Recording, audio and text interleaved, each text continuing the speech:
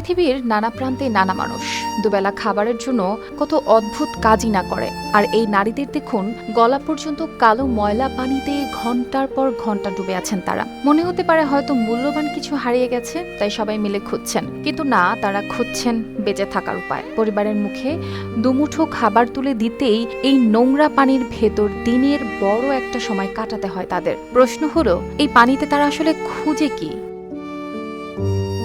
দিনাজপুরের বড়পুকুরিয়া কয়লা খনির পেছনের এই কালো পানির নর্দমাতেই প্রতিদিন নেমে পড়েন অসংখ্য নারী। কারো হাতে ছোট ঝুড়ি, কারো হাতে চালুনি। লক্ষ্য একটাই, কয়লার ছোট ছোট টুকরো খুঁজে বের করা, যেগুলো বিক্রি করে মিলবে সামান্য কিছু টাকা। সেই টাকাতে চলবে সংসার, জ্বলবে চুলা। বিশ্বজুড়ে জ্বালানি সংকট ও যুদ্ধ পরিস্থিতির কারণে যখন কয়লার দাম বাড়ছে, তখন এই নারীদের জীবনও আরও কঠিন হয়ে উঠেছে। কারণ কয়লার চাহিদা বাড়লেও তাদের আয় বাড়েনি, বরং আগের চেয়ে এখন আরও বেশি কষ্ট করতে হচ্ছে। রহিমা বেগম প্রায় ২০ বছর ধরে এই কাজ করছেন। স্বামী নেই তার, কখনো ১৫০ টাকা, কখনো ২০০, ভাগ্য ভালো হলে ৫০০ টাকার মতো আয় হয়। কিন্তু সেই টাকা দিয়েও সংসার ঠিক মতো চলে না। তবুও থামার সুযোগ নেই, কারণ কাজ বন্ধ মানেই ঘরে খাবার বন্ধ। সবচেয়ে ভয়ঙ্কর ব্যাপার হলো, এই কাজের কোনো নির্দিষ্ট সময় নেই। দুই ভাগে ভাগ হয়ে কাজ করেন তারা। একদল দিনে নামে, আরেক দল রাতে।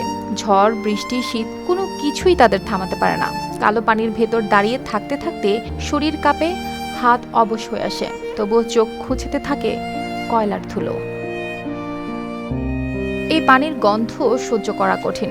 পচা কাদা, কয়লার ধোঁয়া ও ময়লার মিশ্রণে ভারী হয়ে থাকে পুরো পরিবেশ। তার মধ্যেই কখনো মাথার উপর দিয়ে সাপ চলে যায়, কখনো পানির ভেতরে লুকিয়ে থাকে বিষাক্ত প্রাণী। কিন্তু ভয় পেলেও উপায় নেই, কারণ ঘরে ফিরে শিশুদের মুখ দেখতে হয়।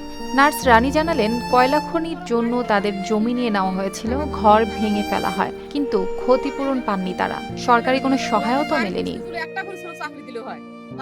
এই কাজ ধীরে ধীরে তাদের শরীরকেও ভেঙে দিচ্ছে। অনেকের চামড়ায় সংক্রমণ হচ্ছে, শ্বাসকষ্ট বাড়ছে, নারীদের জটিল শারীরিক সমস্যাও দেখা দিচ্ছে। কিন্তু চিকিৎসা করানোর সামর্থ্য কি আছে তাদের?